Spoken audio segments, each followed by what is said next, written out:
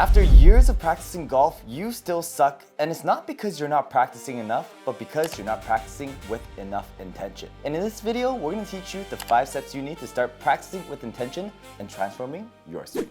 Step number 1 is practice one thing at a time. If you just focus on one thing at a time in a 1-hour session, it's enough time to master one technique. But a lot of people focus on 2 to 3 things, like wrist angle and club face and then tack angle, so many things at the same time. But it's really hard to even fix one thing at a time. If you're someone who struggles with club face control, so let's just say your club face is always open during the impact. So something like this. You see the club face there is 8-degree open, right? So it says, clearly says 8-degree open and it goes to the right side. When you're trying to work on your club face control, you just need to work on the club face control. You don't even have to worry about how the ball flight, if it goes high or low, if you hit it on the toe or shank the ball. Just focus on closing the club face. A lot of people, they focus on distance instead of club face control, and they start swinging faster and faster. So they lose track of what they're supposed to fix. In summary, it's best to actually practice indoor, ideally with a TrackMan and coach, and just focus on one number or whatever you're working on at a time until that's fixed. One thing at a time. So step number 2 is using the camera system. So not a lot of people, I noticed that they don't look at themselves in the camera. Really? No, they don't. A lot of people don't. What? Even my student too. How you feel when you're swinging and how it look are totally different. So for example, if you think your backswing is here, but you might be bending your arms here, and then your arms could be here. And then also on the downswing, you might think that you're going into a proper swing plane, but you might be way over the top. So if you don't check yourself every time, you have no idea what you're doing, especially without the TrackMan data. If I hit balls like this, you can't really see your ball flight. So every time I hit a ball, it shows you the slow-mo of your swing right after I hit the ball.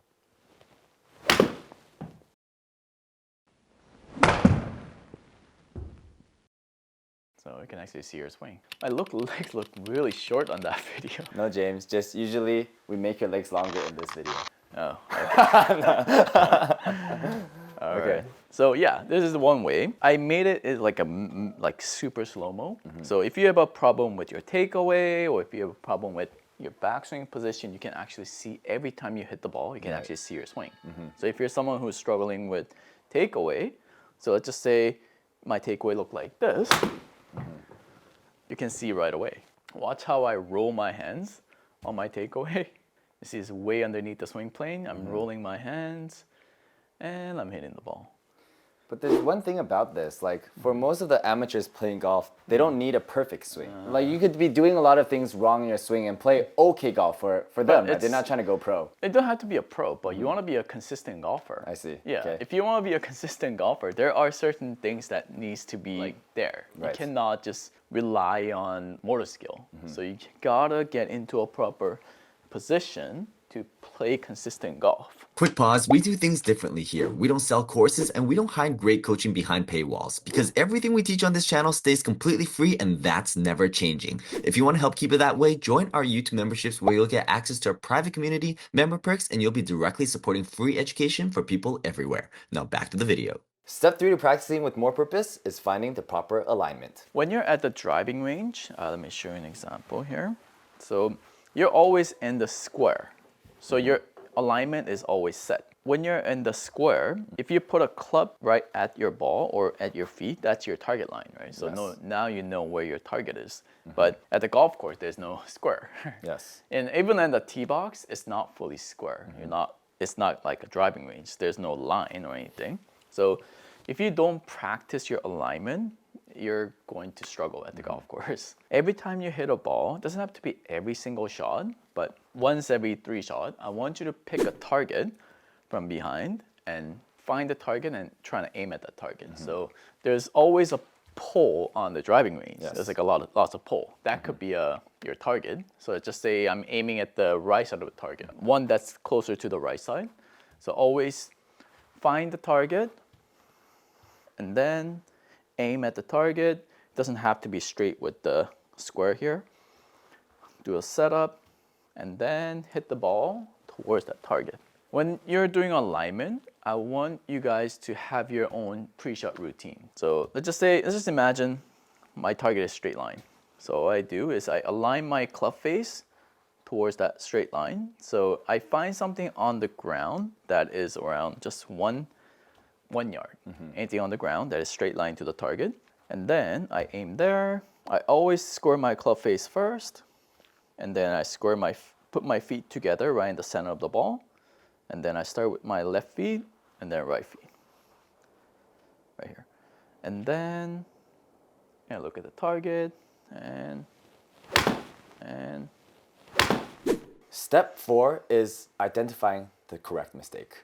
I know myself and also a lot of golfers out there, we think that we know what the mistake is, but we're actually working on the wrong thing. Most of the times, it's increasing distance, but that doesn't necessarily fix what we actually need to fix. Yes, so for sure. how do we know what is the correct thing to work on? How do you identify your mistake is by looking at the parameter. You see these numbers up here with the TrackMan. Okay. So you need to find out what you're doing wrong. So just imagine your club face control. So right now my ball went left. Yes. So around 15 to 20 yards left of the center. And one of the reasons is because of the face angle is a little bit too close and I'm coming in from too much inside out. So if you want to hit it straight, you gotta neutralize your club pad down to close to 0. And then you've got to get your club face to be straight if you want to hit a straight shot. So ball went pretty straight, and my club pad went down to 2 degrees, and my face angle is 0. So don't look at the total distance and carry distance. You want to be looking at the club pad, face angle, landing angle is very important. How should they approach this? Should they just search on Google, what is the numbers I should be aiming for, the range of numbers? Oh yeah, for each irons, for TrackMan. And our last step, of course, is putting everything together. So it's how do we combine these 4 steps that you just taught into one practice thought or practice approach? Come to the TrackMan facility and then one that has a camera system. That is the number one thing. Most important thing is when you're having a swing change, it's better to stay indoor and focus on your swing because you get distracted when you're at the driving range. Right. Okay, James, let me give this a try. If you see the numbers there, what do you think needs to be fixed? So I usually look at my camera system first. Is that okay? Yeah. So my takeaway, I roll my wrists a little bit outwards, right on takeaway. On downswing, I am still coming over the top. Way over the top, right? Yeah. But good thing is there's no more chicken wings anymore. It's a little bit, right? But a lot less. Way less. You used to go over the top, very steep swing, and then your elbow starts to come out, but didn't come out. But yeah, that's why you see the club pad. It's a combination of reading the camera angle, look at the camera angle, and the numbers. So that's how you practice with more purpose to achieve more results in your practice session.